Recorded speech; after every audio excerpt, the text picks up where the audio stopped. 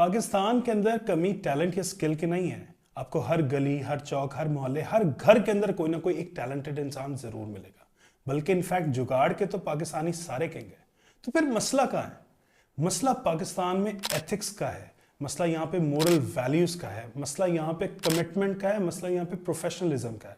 आप किसी दुकान पर जाएं, कोई प्रोडक्ट लें, वो आपसे क्वालिटी का वादा करेगा, मगर जब आप एक्सपीरियंस करेंगे तो वो वैसा नहीं निकलेगा।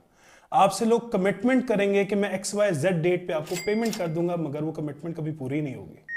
आपको यहाँ पे प्रोफेशनलिज्म के अंदर कमी मिलेगी। ये वो चीजें हैं जो हर मस्जिद के अंदर, हर मदरसे के अंदर, हर स्कूल कॉलेज के अंदर और हर रोज आप अपने दस्तरखान पे अपने बच्चे, अपने सिबलिंग्स, अपने पेरेंट्स के साथ शेयर करते हैं। हमारे बुजुर्ग किया करते थे, न जाने वो वैल्यूज कहाँ रह गई अब। आज से आप अपने बच्चों के साथ, अपने घर वालों के साथ अपनी बेसिक मोरल वैल्यूज, उनको प्रोफेशनलिज्म सिखाना शुरू कीजिए। यकीन जानिए